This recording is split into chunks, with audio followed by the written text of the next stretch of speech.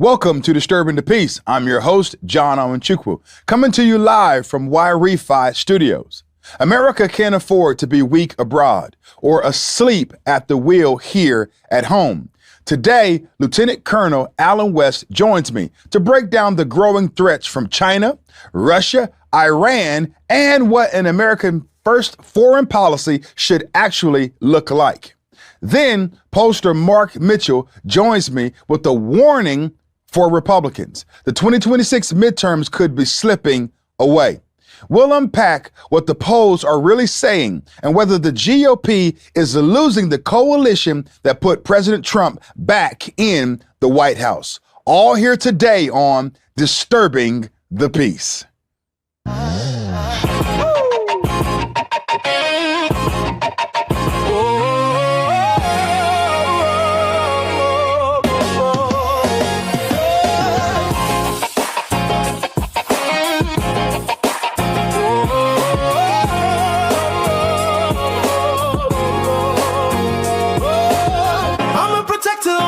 From heaven, there's too much at stake to be quiet. Let's disturb the peace. Me and you, let's disturb the peace. With John Amanchukwu, disturb the peace. Joining me now in Disturbing the Peace is my special guest. He's the friend of this show, Lieutenant Colonel Alan B. West. He's a retired U.S. Army officer, former member of Congress, and longtime conservative leader. Colonel West, when you look at the world today, what do you see as the single greatest national security threat facing the United States? If we just understood who we are, our fundamentals, and especially in this 250th year of our American independence, I don't think that we would have many issues going on domestically or foreign as well. So I think that right now we need to go back and rededicate ourselves, understand, read, and one of the things I challenge people, how many folks out there have read the entire Declaration of Independence? So if we can get back to understand who we are as America, the American ideal, what American exceptionalism is, our fundamentals, our principles and values, our Judeo-Christian faith heritage, and why that's important to the structure of this great country and its base and its roots, I think that we'll be okay. You just mentioned something. You said American exceptionalism. Now, terms like that, American exceptionalism and making America great, it conjures up some thoughts in the minds of some people that say, you know, when was America ever great and when was it ever exceptional?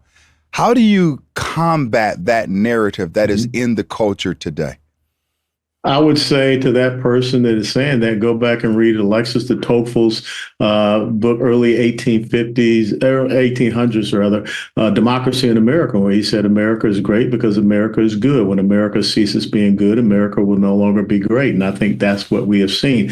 Look, when you look at the preamble to the Constitution, it's about creating a more perfect union. We have a process where we have continued to try to get better as we go along. But when you have people that are saying there's nothing good about America, America is bad, when you have a person that said we're 5 days away from fundamentally transforming the United States, you have to ask yourself, okay, what are you transforming this country to, this constitutional republic, which happens to be the longest consistent running constitutional republic that the world has ever known? What's so bad about it? What's so bad about the fact that someone can come here with nothing from a place like Vietnam, and the next thing you know, they're small business owners and their kids are going to Ivy League educated schools? So you have to get people to explain what's so bad and what's so wrong. Why is it that so many people want to come to our shores? We prefer for them to come legally and not illegally, but why is it that people want to come here to the United States of America? So we have to go on offense and defeat that narrative. You know, it seems as if there are so many people who are desperate to get into America to the point that they're willing to even to risk their lives. We see that all the time. But then you have a lot of whiners and complainers, people who bicker and have negative things to say about our country. Should those people just leave? Well, you would hope that they. I don't want them to just leave, but if they think it's so bad, why don't you leave? I mean, why is it that you want to stay here and continue to do all of the whining and complaining? Why? Because they can do that here. They have the freedoms to do that. You can go to some other places where you don't get that opportunity to petition your government for redress of grievances. Look at what is happening in Iran. If you stand up and you speak out, the next thing you know, you're being hung by a crane, or how they just eradicated 30 to 40,000 of their own people back in January of this year. You don't have that. Although I think that one of the reasons why the Marxists left, they're not speaking out too strongly against Iran because they'd love to be able to do that. And again, that's why the Second Amendment is so important here, because you would not be able to slaughter 30 to 40,000 of Americans here just because they disagreed with you as the governing authority. So I think that, I mean, I know that there's some people from Hollywood or whatever that they have left the country, but they really don't want to leave the country. They find themselves coming back. Yes, they do. I believe Rosie O'Donnell recently came back, and it was a sight for sore eyes, to be just kind and nice about it. But no, it's a sight that will make your eyes sore. Okay, let's get that right. You're right. That's good. Let's talk about China and Russia here. China and Russia are cooperating economically and militarily, while Iran and North Korea increasingly align with them. Are we watching the formation of a genuine anti-American axis? Yeah, I mean, I've often called it the new 21st century axis of evil. Is no different from when you go back and you look at World War II, when you had Germany and Japan and Italy. But this axis of evil is a lot different because they're bringing in other aspects, being the cyber aspect. They're bringing in an economic aspect. We took Venezuela off the table for them. That was enabling China to get a foothold here, as well as Russia and Iran, because once upon a time with Hugo Chavez and Mahmoud Ahmadinejad, you could take a direct flight from Caracas, Venezuela to Tehran, Iran. So we've got to continue to peel that onion back. And that's why it's so important that we get Iran off the table next in that theocratic, totalitarian, tyrannical regime, which the Iranians are the ones supplying Russia with the weaponized drones, which, of course, Iran supplies under the table China, a lot of its oil and natural gas resources. So we have to look at this geopolitically and also understand how we can leverage diplomatic pressure, economic pressure, informational pressure. You see a lot of, TikTok and things of this nature being used propaganda-wise against us as the United States. So we have to be able to combat against that as well. But there's no doubt about it. China, Russia, North Korea, and you have North Korean troops that are fighting with the Russians in Ukraine. So that is the new 21st century axis of evil. Speaking of China, should China and the threat to Taiwan now be the primary focus of American military planning? One of the things that we have always had on the table when it comes to national security strategies is what we call major regional contingencies, MRCs. And it's always been the thing that we have to be able to contend with two of those MRCs. And if you go back and look at World War II, that's exactly what we did. We had the Pacific Theater of Operations and we had the European Theater of Operations. Now you have to throw in the Middle Eastern Theater of Operations, CENTCOM. And then also now when you think about the transnational and criminal terrorists who are part of that axis of evil as well. We have to step up our game in Southcom, South America, here in our own hemisphere. So yes, I think that we, not just China and Taiwan, but we have to be considering all of these different hotspots around and how this axis of evil, how they can, try to, advance their global hegemonic demands. It's important that we have a strong Navy. It hurts me to say that being a soldier, but the means by which you do project your power and your strength as a nation is through a powerful Navy. And it's really important there in the Pacific realm to send a message to China. But I think also the most important thing is to economically try to undermine China. It wasn't too long ago, John, that China did not have a single aircraft carrier. Wow. But here within the last, I'd say 8 to 10 years, They built now, I think, 3 aircraft carriers. And how has that happened? They have been able to be the beneficiaries of the economic, rise that they have had ever since we gave them most favored trade nation status. What would actually deter Xi Jinping from attempting to take Taiwan? I think you got to hurt them economically. I think you have to hurt them energy-wise. And so, again, that comes back to what you're looking at with Iran. Without a doubt, we have got to, decouple ourselves as best as we possibly can from our economic intertwinings with with China. One of the things that I think that we have seen is that we got so hooked on cheap goods, and China realized that. And China understood that the Soviet Union did not collapse militarily, it collapsed economically. So I think putting that economic pressure on them as well as the energy pressure on them. Let's look for other markets that we can use.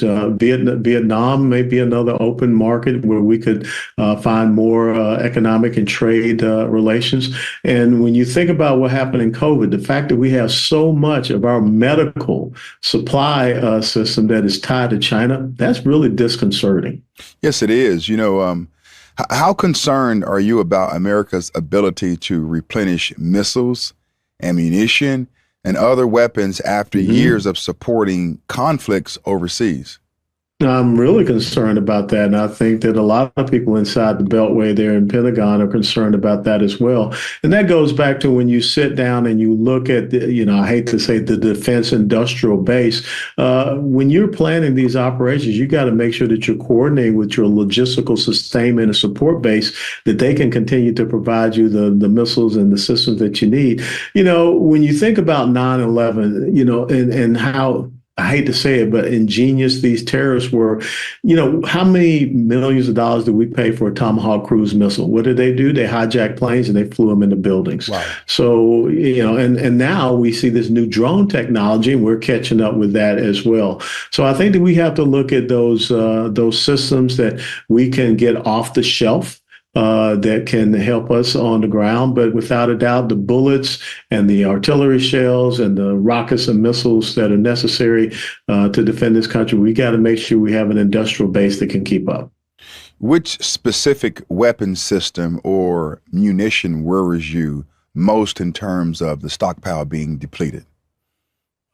Without a doubt, I would say, the Tomahawk cruise missiles that we've used quite a bit of. Also, the air-to-ground missile systems as well. Has Washington allowed the American defense industrial base to deteriorate to the point that it threatens our national security? Yes, absolutely so. I mean, when you look at now, what is our debt? $40 trillion, and the interest on our debt is greater than the budget that we sent to the Pentagon. Again, the preamble of the Constitution lays out the strategic imperatives for the federal government.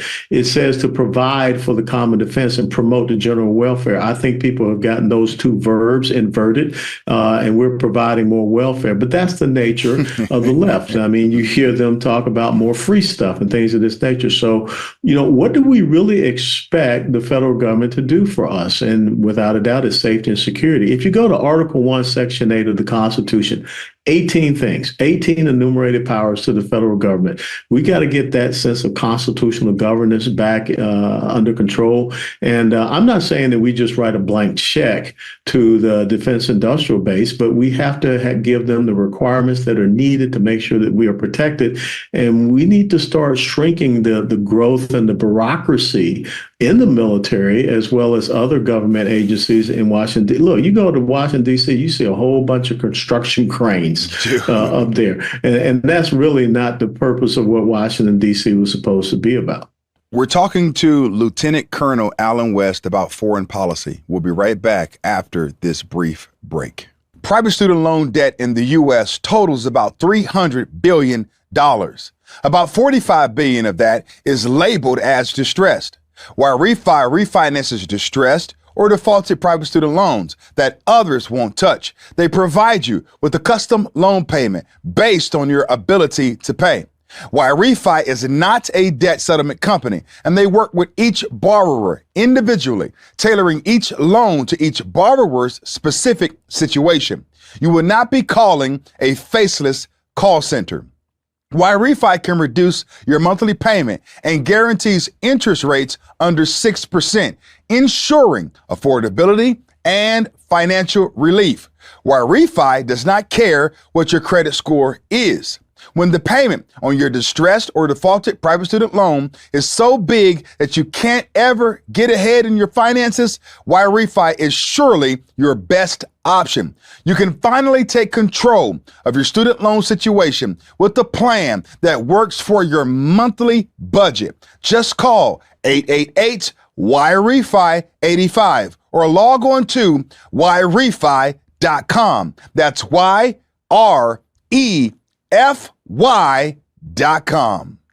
Lieutenant Colonel Alan West, I want to ask you this question. Senator Lindsey Graham passed about a month ago, and his sister, Darlene Graham, took over for him. She was appointed, and then she recently was in a runoff. But while campaigning, she said something that kind of, opened my eyes, even wider. She said that she didn't know anything about foreign policy. Now, for that to be true, I don't think you should say that. At least she was honest. Yes, at least she was honest, but I'm sure they probably prepped her a little bit better than that for the debate to be able to at least say what you do know, Does that give you concern when you hear that a person is going to be elected potentially to a lofty role, but they have no experience in a significant area? Well, heck, John, I mean, out of the 535 up there, 435 in the House and 100 in the Senate, there's a lot of knuckleheads up there. If you go back and you think about Alexandria Ocasio-Cortez, when she all of a sudden, a sitting member of the United States House of Representatives, she decides to go to the Munich Security Conference in Munich, Germany. And you saw the clips of her being asked questions about national security. It was like, blah, blah, blah, blah, blah. And she's a sitting member of Congress. That's true. Who wants to, run for president. That's what everyone is saying. So, I will tell you that too many of those people up in Washington, D.C., they rely on staffers and things of that nature. They don't have that background and experience. And in the case of Darlene Graham, I get very concerned about political nepotism. And I think that the American people don't like political nepotism. I was very surprised that she did win that runoff race against sitting Congressman Ralph Norman, because we get the whole emotionalism about she's stepping in to fill in fill the gap for her brother. But now all of a sudden to say, well, I'm going to run for Senate for permanently, and then admit on the stage, well, I just don't know about this type of stuff. It's almost like a hee-haw episode. And I don't know, am I dating myself? Do you remember Hee Haw? Yes, I do. Okay. I would say yes. Someone should have prepped her a lot better. But at least she was honest to say, I know what I don't know, and I don't know this. Now, was the responsibility for her now? Get inside some policy and understand those things about national security. And that's the real concern I have, John. Who's going to replace Lindsey Graham? Because he was really the national security expert, foreign policy expert there in the United States House, the United States Senate. And that's my point. That's why I bring that up, because that's a critical area. Whether you agree with his desire for something to be, some people call it him being a war hawk or whatever, But he knew what was going on. All right. Defense was his thing. You turn to Lindsey Graham for that, and that's necessary. We have to have that and have the right person in place, but I don't think that we do now. And I bring that up also because on the right, we love to label people as DEI hires. All right. But there's this idea that DEI hires are only people that look like me and you. And that, my friend, is not the case. You already know that. No. You were in the Army for 20 years. You were in the military for 20 years. And so you know these things to be true. You've seen some people have some lofty positions and you scratch your head and you say, yeah, how did they get there? You know, but I think we also have to apply that same lens to people that's on the right, because sometimes people are put in positions that they really should not be in. I digress. You know, we had a saying in the military that when we looked at some people and how they got promoted, it's not about what you know, it's about who you know. And I think that it definitely applies to the case here with Darlene Graham. Can she rise to the occasion? Let's see. But without a doubt, this is all about political nepotism. And again, I understand the emotional aspect. You know, she's stepping in, you know, for her brother to honor his legacy. But then all of a sudden, who told you that you had, you know, all the right cookies in the cookie jar to run for, you know, United States Senate? And then you stand up before us and say, I don't really have any cookies in my cookie jar, and I don't know anything about this stuff. So, it is a big concern. And so without a doubt, you see people elevating the positions just because of who they are, who they know, and what they were able to contribute, especially when you look at the political arena. You know, we're coming up on the anniversary soon of 9/11. Yeah. And I want to get your thoughts on that. But when you look at people like Zoran Mamdani and what he stands for, what he represents, the faith that I guess the lack of faith that he represents, the terrorist cult and group that he represents, let's be honest there, the Islamic ideology is a terrorist cult. But also with El Sayed, this guy that's running in Michigan, who recently went on Jesse Waters' show and asked him if he was circumcised. I mean, these people are sick.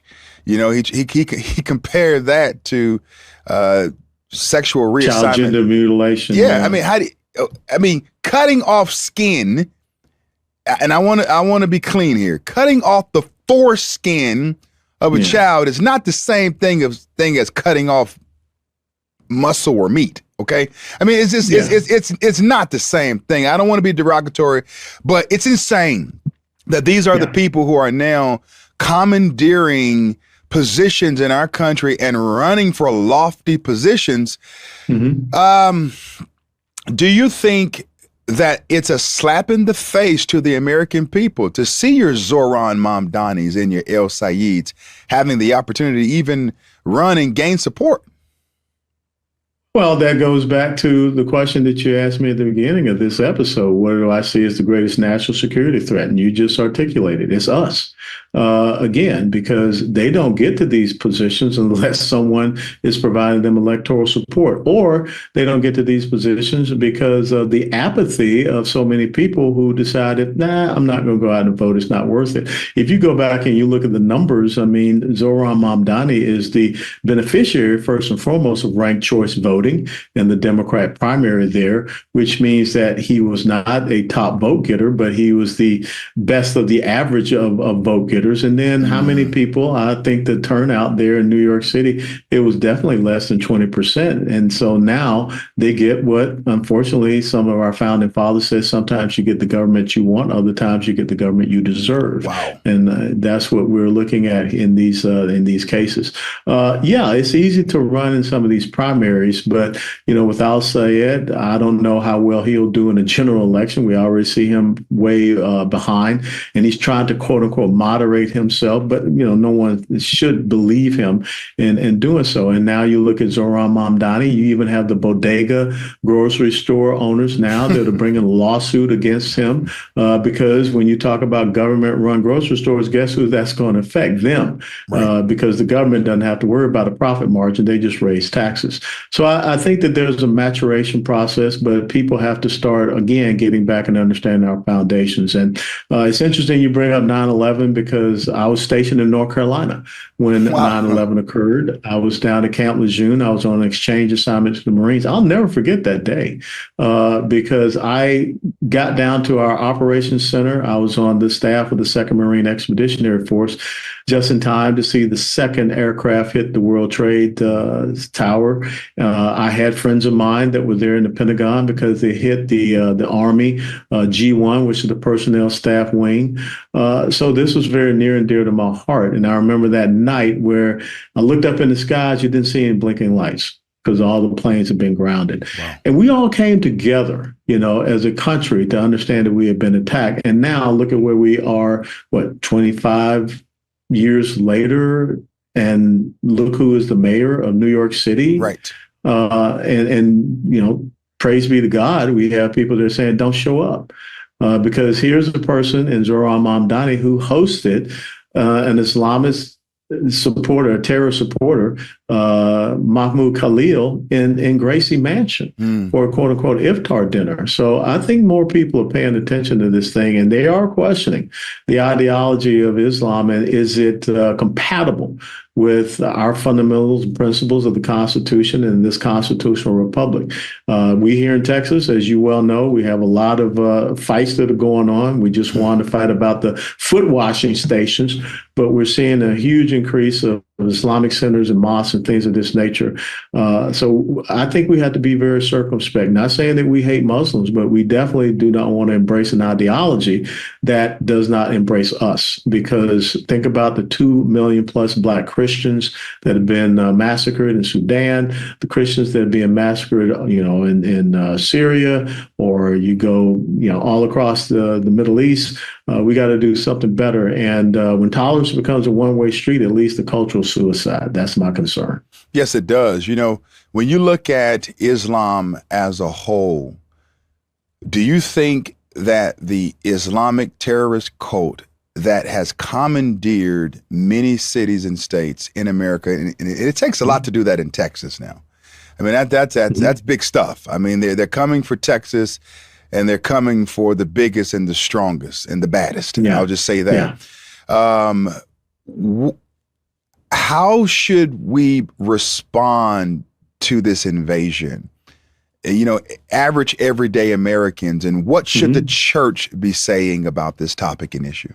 The church needs to speak out. I mean, in defense of our Judeo-Christian faith heritage. Right over my shoulder here on my desk sits the document that was written on the 22nd of May, 1991. It's the explanatory memorandum, the strategic document of the Muslim Brotherhood here in America. And I think that every elected official, Darlene Graham, if you're watching this podcast, you need to pick that up and read it.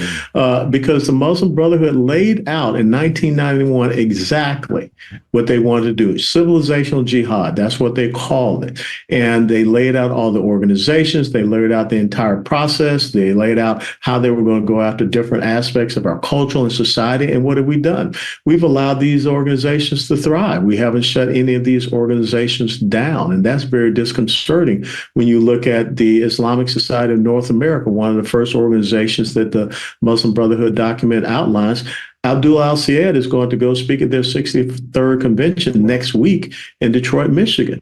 They should not be allowed to exist here. When you think about the Council for American Islamic Relations, the unindicted co-conspirator in the Holy Land Foundation trial case, their office is located on Capitol Hill in Washington, D.C. So, yes, we have allowed them to come in. We continue to say that you can't say this, you can't say that. First of all, this is not a religion. It's an ideology. It hasn't been a religion since 622, the Medina phase on 1400 years, and even their own calendar does recognize that start of 622, the Medina phase. So we have got to, first of all, again, educate ourselves to understand these things, and we need to have that open debate, and our elected officials need to be more savvy about it. And you're right, they're coming after Texas, because if you can take down Texas, you can take down anybody. You're right.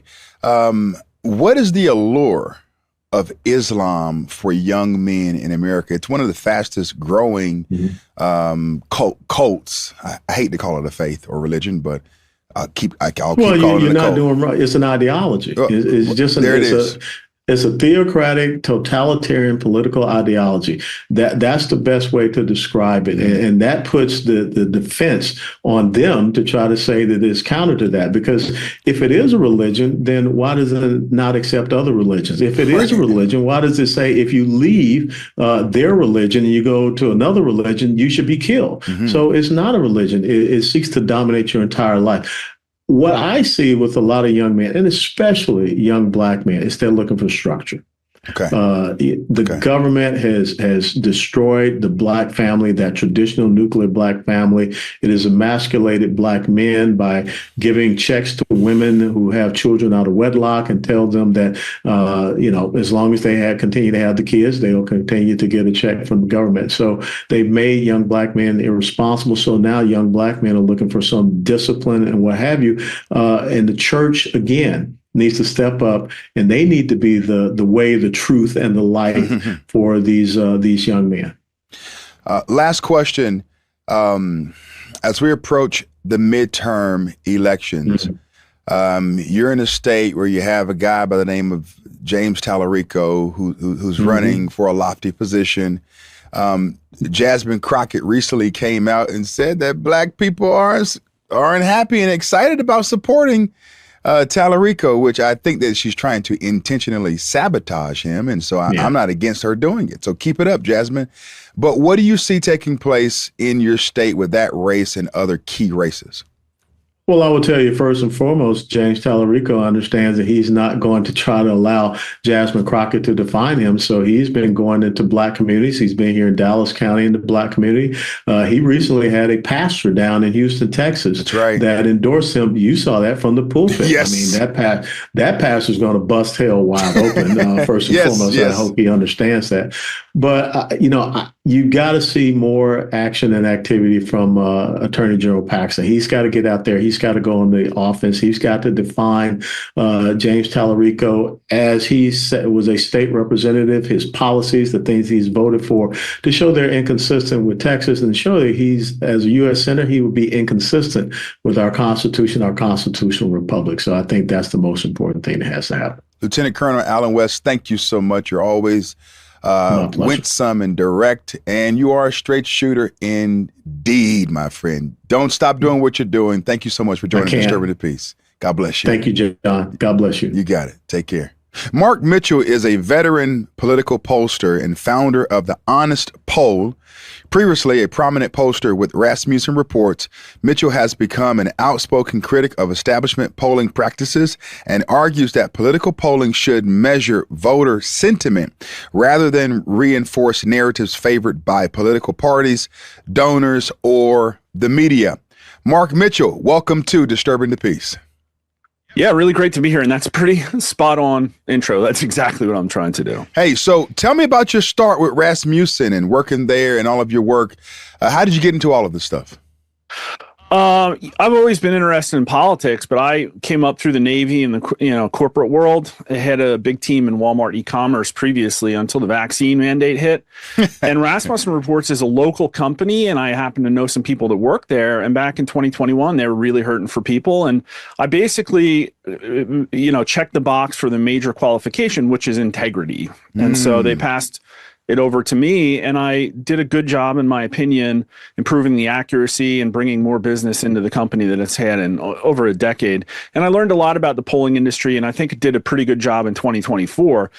And being able to work at Rasmussen and doing the daily tracking, I think, was very useful in understanding exactly how the mainstream media pollsters like to manipulate the population. And what they do is they generally tend to move in groups and put out an establishment supporting narrative. Like, for instance, pretty much everybody who was studying politics knew by the middle of October that Trump was going to win almost all of the battlegrounds, but not a single mainstream media pollster put out a map that showed that Kamala Harris was going to lose. They just couldn't bring themselves to do it.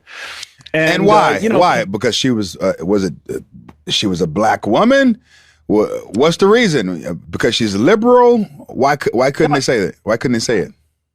Well, it's hard to say, put your finger on a specific pollster and say this pollster lied at this point, and here's why.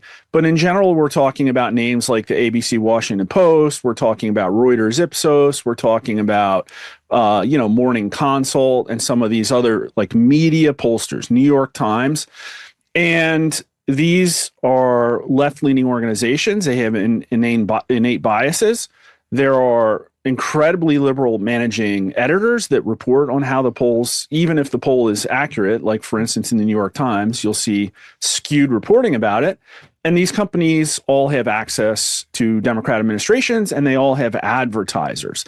So they're certainly not going to ask about vaccines. They're certainly not going to pry into Americans' concerns with election integrity issues.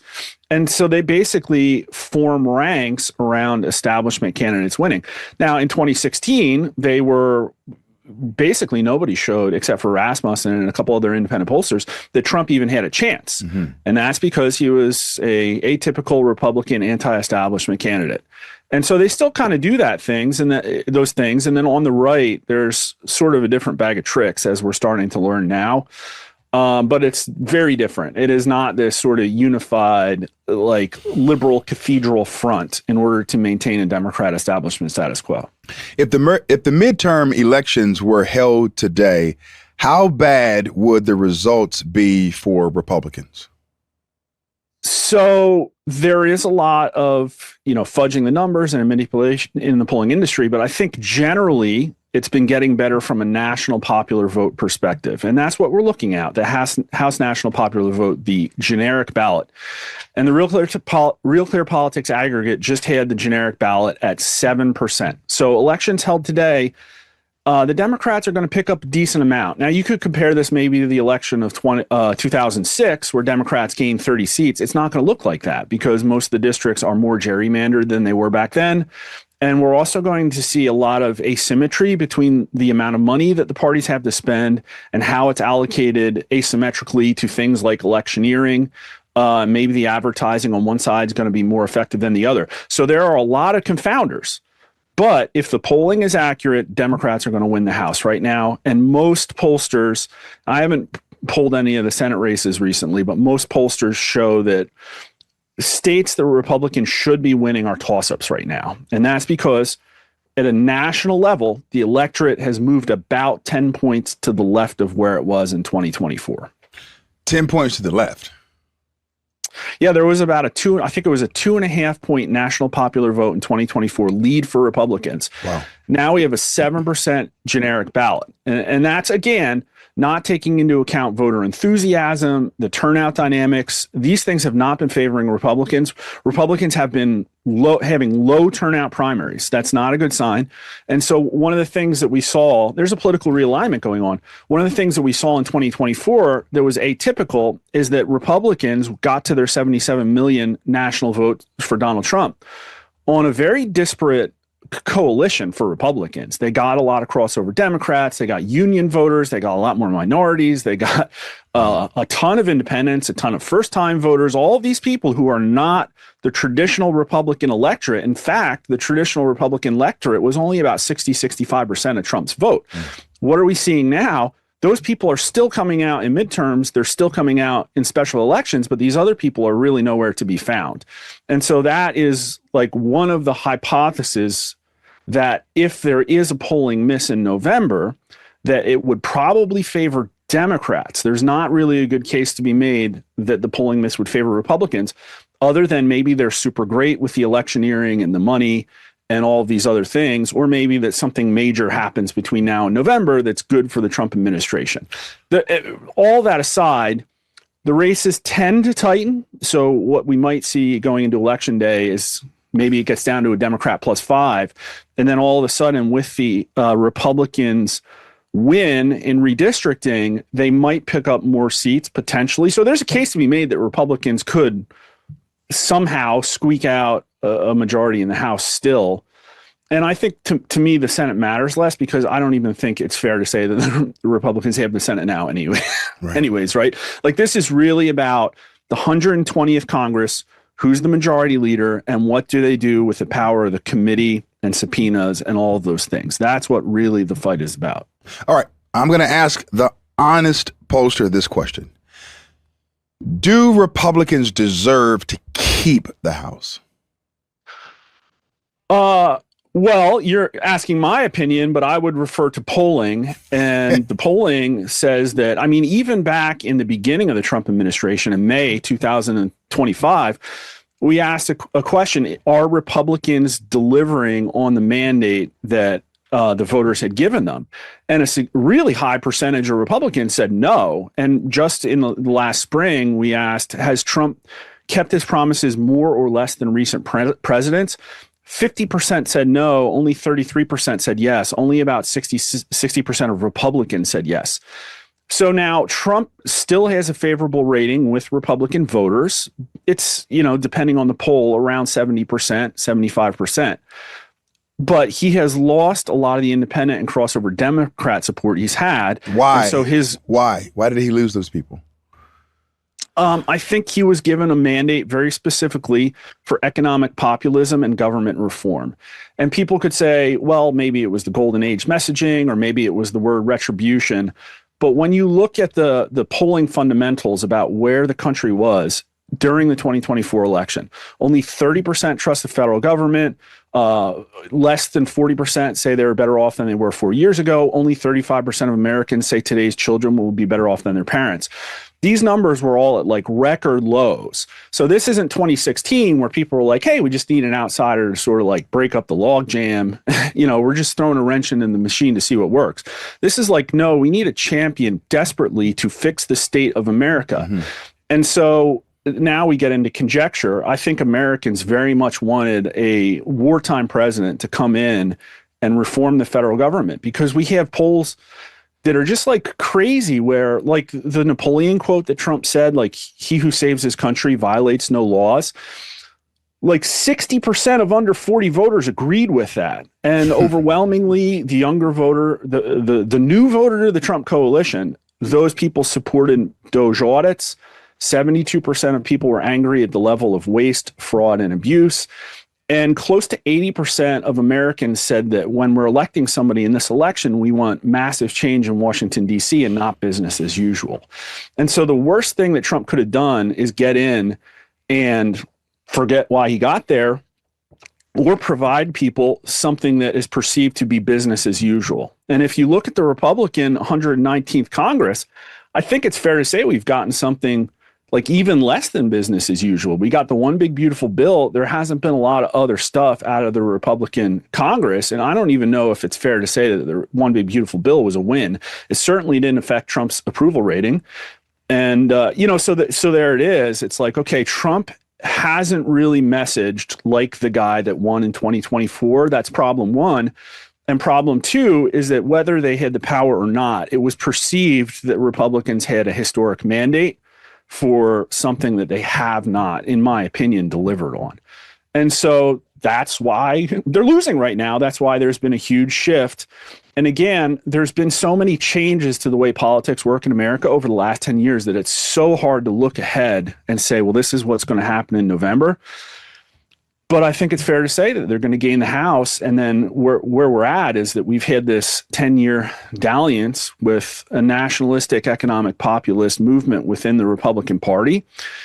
And you can see from the online dialogue that there's a lot of people that want to bring the party in a new direction that will not be helpful for rebuilding a new big tent coalition. I don't think it will be. And there's going to be a situation really soon, I think, where people are coming to terms with sort of like the waning of Trump's political capital and what is the future of conservatism. So we're already seeing essentially what I would call a circular firing squad on the right. Like, it's not pretty. And this thing probably shouldn't be happening before the midterms. But, there's a lot of really strong feelings about this presidency. And the fact is that Trump won with people who don't have a loyalty to the Republican Party. And that's just, unfortunate for Republicans, but you can't brute force public opinion. Like, you can't change the reality and the facts. And it's so sad because Trump has objectively accomplished things that are better for America. And I think objectively his presidency is probably better than a Kamala Harris presidency would have been. But again, he can't pick and choose what he gets credit for. And that's the reason that the messaging is so important, because you can't be a populist and then sneer at small businesses and write off the under 40 voters' concerns about being able to buy a house and call affordability a hoax. Like, these were all critical. So do you errors. think that he has written that off for the 40 and under voters, and it's a message today where the whole affordability issue is a non-factor? Do you think that has been his response?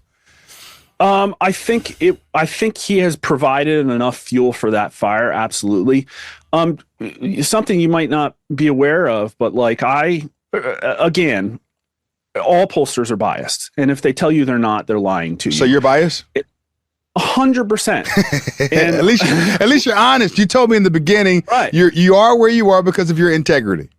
Well, so I want to convey my thoughts, and I'll show you the numbers, and I'll make a judgment, and you can judge whether my judgments based on my numbers are sound or not. Right. But what I'm trying to show you is that I have the integrity of thought to separate my work from my personal judgment. Now, what is the mission of my work is trying to get the electorate things that will save America. And this is why the Trump administration was important, because everything he ran on was more popular than he was. That's the wild thing. Mass deportations were way more popular than Donald Trump. So it's like for Donald Trump to come in and get elected and then even a hint of scaling that back or doing it in a way like the optics around ICE were not good. Like, that was not helpful for America because it endangers the mass deportations that people, in my opinion, economically want, right? And so it's like, okay, here's an opportunity, a mandate for Americans to get things that are 60, 70% positions that will also objectively be good for America. If I see Trump, right, like making a mistake in messaging that will critically endanger the voters' abilities to get that, you better believe that I feel like I have I'm compelled to say something about it. Because I'm independent, right? So a lot of Republicans would say, well, you know, Trump said something stupid, but it's my job to shill for Republicans. Well, it is not my job to shill for Republicans. It's my job to shill for the American people. So when he came out with the critical errors in the Epstein messaging, I was loud. When he brought out the 50-year mortgage, I was loud. When he said he wanted 600,000 Chinese students, I was loud. The H-1B, oh, Americans aren't talented, we need these people, I was loud. And a lot of those were really getting at this under 40 voter who had a 60% Trump approval. These guys loved what he was doing with Doge. They're like, look at that. This rotten, corrupt system is finally being held accountable. The Republicans lucked into the best thing that they've ever had going for them. They were the cultural zeitgeist of the under 40 voter. It was basically your MSNBC Karen who was crying about all the federal workers getting fired. You know, like that's the problem, right? So now Trump has a super low approval rating with the under 40 voters, and it's because he said he wants to keep housing prices high. So I was loud enough that in November, I got a chance to sit down with Trump in the White House. I got a 45-minute meeting. And I said to his face, you're going to lose next November because you're not staying on message and these people don't think you're representing them. And if you want to win, you have to be brutally focused on economic populism and reforming the federal government every day, visibly. And people have to know that there's an underlying plan. And I said, don't talk about the golden age. We're not there yet. All the metrics show that people aren't going to believe that, and that's gaslighting. Instead, show that by voting for Republicans, there's going to be a path to the golden age. People want to know that Republicans can govern. So when you're like fighting your own party, like MTG, that's not helpful. It's not helping anybody. It looks unhinged. And so, you know, like I don't really feel like that advice was heated. But do you think that MTG kind of brought some of that on herself as well? Because it's one thing to campaign on you want to deport people, right? And support that.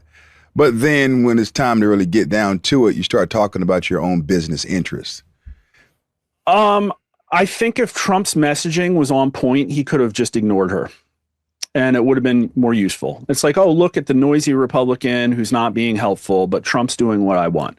That's what. But the problem is, again. But she was wrong. She was wrong in switching up, though. You can't say that, you know, on one end you want to deport illegals, but then you start thinking about your construction business and your real estate endeavors, and then you kind of doing about face on that because Americans, as you mentioned, you know, we were gung-ho about, hey, we're going to get rid of the criminal illegal aliens and we're going to free ourselves up to make America great by investing in Americans.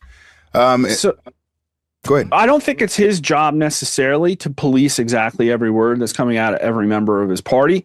But here's That's the fair. problem is that he attacked her not really because of the illegal immigration stuff. I mean, let's acknowledge that it was basically over the Epstein Transparency Act. And she was right about that. She was 100% right. Yes. Only 20% of Republicans agreed with Pam Bondi that the case was closed. And then Trump came out and attacked 80% of his party, like the very day after I pulled that, right? That is true. So then let's also acknowledge that in January, Trump came out and actually, with his own messaging, scaled back the idea of mass deportations into what you said, which was deporting just the criminal element. So here's the thing. It's like people are trying to do revisionist history about what Americans wanted going into the election. And we asked the question, if you could only pick one, a 100% deportation or a 100% amnesty candidate, which would you pick? 100% deportations won 55-35 in 2024. Wow. So people wanted everybody gone. And so you can look at MTG and say she flip-flops on mass deportations, but Trump literally did the same thing for the same reason, which is the line must go up economy and GDP has to continue to go up or the entire economic system collapses. Now, you could say that's good or bad, but it's like, okay, the people that voted for Trump thought they were getting mass deportations. And so, again, if we can't deport these people because of deflationary pressure in the banking system, then I think the American people deserve the truth to understand why that there's been this major change into a pivotal policy point. And obviously, there was no attempt and just a bunch of people arguing about what he meant. Well, it's like, that's a leadership problem. Well, you know, I can't argue with you there. I think that the whole Epstein situation was botched. You know, you can't you can't come out there with empty binders, you know, and do a photo op of that kind of stuff, and then never address the issue head on. I have traveled this country fighting against perverts.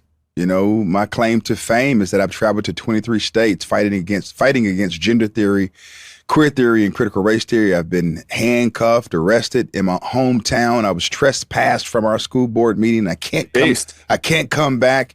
I've been kicked out of 8 school board meetings nationally, sometimes surrounded by 6 to 7 or 8 cops.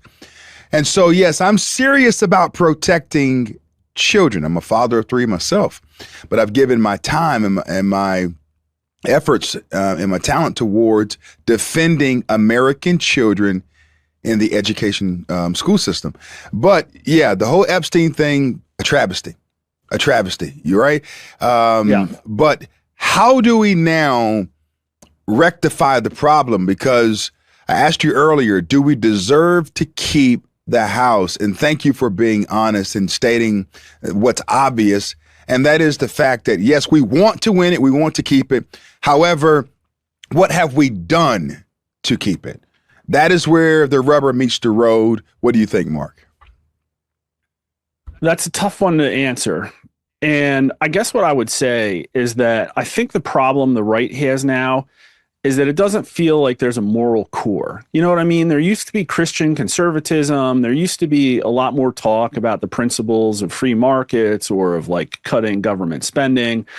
And what it seems to be is that basically things happen and it's a confusing mix of political expediency or, you know, whatever, right? And it's like, why did we scale back mass deportations? Why were we going to deport everybody to begin with? And I think Americans projected onto the Trump administration that we were going to do it because of like fairness and rule of law reasons and economic populism. And that's the moral core that you're speaking of, right? Yeah, exactly. Yes. So it's like when Trump pivots on that policy, which he's done a lot of times, it's like, okay, now Americans remember this is a much more existential presidential cycle than 2016 are really asking those questions, which is why I think it's important to watch people like what Tucker Carlson are doing. And I don't care what you think about Tucker Carlson personally. It's like, I don't know the guy that well. And I think a lot of people will sort of besmear his intentions. And I think, in my opinion, that's wrong. But he came out with a list of like 10 things that Americans should be. And those are values, not policies. And everybody said, look at Tucker. He's stupid. He didn't put out a list of policies. Well, they will map on top of values, right?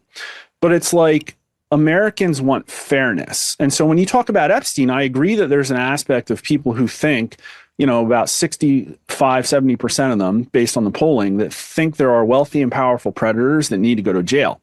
However, what it really was is representative of two-tiered justice in America. And so in polling, you never see 100% agreement about anything at all. You are lucky to get to 90%.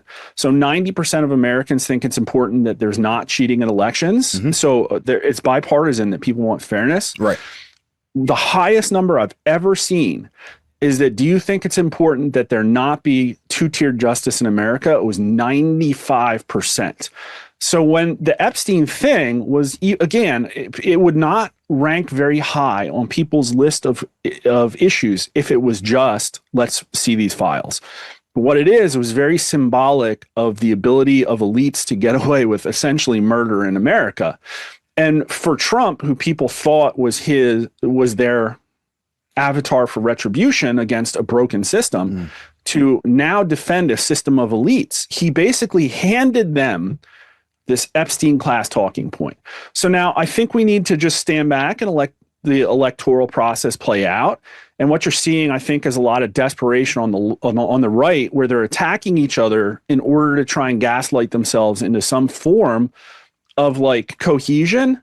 But again, you got so many votes that were not Republicans, and these people don't have a loyalty to you. And it's like, no, just because the other people are scary doesn't necessarily mean they have it's their job to form ranks on your heap of failure. Yes, right? Yes. And so I think what we're going to see is that this whole ad game will play out, and that will drive like how people vote. And the Republicans gave the Democrats a lot of ammunition this time, a lot of inconsistencies that attack that moral core of the movement. Yes. And so I like how you bring that up, the moral core, because we, as a man of God, as a minister, as a preacher, we have to make sure that that part remains consistent. I'm a registered independent, but we've always thought and said that the moral core was the battery behind the Republican Party or the conservative movement, right? Regardless of the establishment, you know what I mean? There's a moral core amongst conservatives. We are pro-nuclear family. We are pro-protecting the baby in the womb. We are pro-school choice. We are pro-securing the borders. We thought we were pro-shipping and sending back all of the criminal illegal aliens and everyone that came into our country under Joe Biden. That's what we thought. And so the moral core, the moral compass is always there. We've always been the people who shouted, even though they redefined the sanctity of marriage, we disagree because God's order supersedes man's order and rule. We believe that. But yeah, 100%. I wish my impression of the Republican right was that they believe those things as well. And I'll give you one example. So one of the things they're doing right now is trying to redefine the Republican Party. And you could say, well, it's because they're trying to put a game face on for the election. Or you could say that maybe it's the leading edge of the civil war that's going to happen as people wrestle over the future of the Republican Party. But one of the things that they're trying to do is make revisionist history that somehow the Iran strike is okay because Republicans hate Muslims. Now, again, there is a group of America that is still somewhat concerned about radical Islam, although it's way less than it was 20 years ago. Right. And I don't think Sharia law would poll very well, and I don't like Sharia law. Right. But at the same time, less than 2 years ago, Americans were celebrating Muslims for Trump, and Dearborn, Michigan was one of the reasons that Trump sort of got there at the end, right? And so if these are moral, Christian, and they have the moral authority to govern in a way that's going to improve America, and people can trust and believe they're going to be represented because these people have integrity. If you're telling me you're a constitutional conservative and that even the Muslims in America who are citizens have rights from God, and yet you want to denaturalize them, disenfranchise them, and ship them off, that's not a moral position, right? And so again, we can agree or disagree on how to handle that, but it's because it has to be handled. It has to be handled, though. Do you see a threat with radical Islam today? I think 1% of the country is Muslim. I think a very small portion of that is radical Islam. I think people don't perceive radical Islam to be a concern because domestic policy outweighs foreign policy concerns by almost a 3-to-1 margin. Mm-hmm. And quite frankly, the risk of civil war in this country, based on polling, is higher than it's ever been. 43% of America thinks there's going to be a civil war in the next few years. And if you stack rank who America thinks is their enemy, the number one enemy is China, believe it or not, followed by the Democrat Party, then the Republican Party, then Russia, and then Iran at the very bottom. And I think it's like hard to say that Iran is even a threat necessarily because of radical Islam. And so at the end of the day, it's not really showing up on the list. And I think people are very astute and correct there. Like our core problems right now is that we've basically stumbled into this uniparty that is defending a corporate oligarchy that has hollowed out the middle class and made everything unaffordable. History tells us the easiest thing to break there is going to be disenfranchised young men who have been pushed out of a system and it doesn't work for them anymore. So that's probably our biggest threat. And I would support that by saying that 90% of America is concerned about political violence. And I think it was over 70% that's very concerned.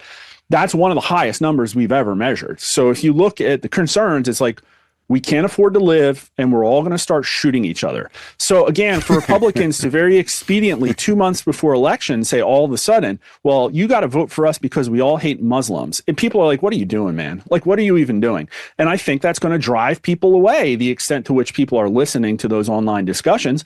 But again, the people doing this don't care because these are people, in my opinion, who are scuffling over basically the future of the Republican Party. And a lot of these people, predominantly neocons, are trying to harken back to the days of George W. Bush.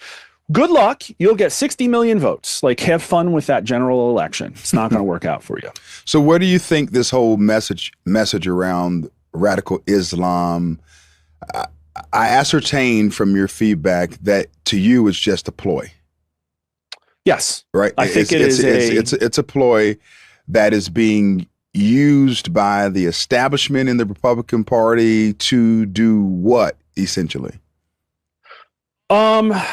Well, I think part of it is to silence dissent within their own ranks because they're attacking people over not being like maximalists. We had like stick it out in Iran kind of thing, right? Like this is like, how do you deal with the people like the Joe Kents and stuff like that? And again, I don't know how much of this is organic or inorganic. And I think you can see like a lot of the people it's coming from are from the neoconservative wing of the Republican Party, who is likely very happy to see that essentially at some point Trumpism is on the wane. And I also think it's fair to say that a lot of people just want to see Trumpism undermined because economic populism is a threat to the people who mostly support the Republican Party, right?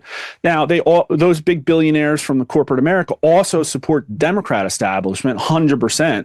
But at the same time, you can look at all of the Republican think tankery in Washington, D.C., and except for like Heritage Foundation, which has changed a little bit, and some of these newer guys like American Compass, it's all super libertarian, free market, open borders, like globalism, and trickle down tax cuts for corporations. And here's what the real battle is about. Like again, we shouldn't have Sharia law in America. But like, Mormons in the 1830s had their own version of Sharia law, basically, and it worked itself out. The federal government didn't allow it, and now they've assimilated. And, like these things happen, like fine, whatever. Were Mormons screaming death to America? They almost got in a civil war with the federal government and killed a lot of people. So yeah. But I mean, but look at the infiltration of Islam into the country. I mean, Islam doesn't want to coexist. Only Christians sign up for that, right? But Islam wants to dominate. Okay, they don't want to play second fiddle to anyone. In the Quran, it mentions killing the infidel, any non-Muslim. That's a tenet of their ideology. I won't call it a religion. I guess. But like the best answer to that is to make the American middle class better and assimilate these people. I really think that's the case because, again, I think it's a small slice. It's not really a concern for most voters. Right. It just isn't. And it's like, how many infidels in America were killed in the last year? I don't know, but the number is probably way less than like deaths from fentanyl. Right.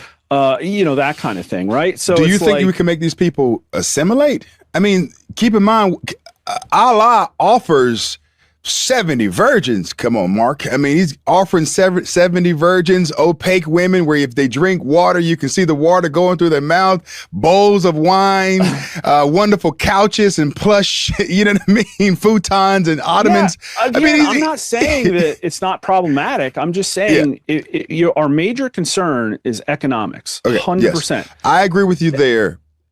Is the Islam issue greater than the economic issue in America?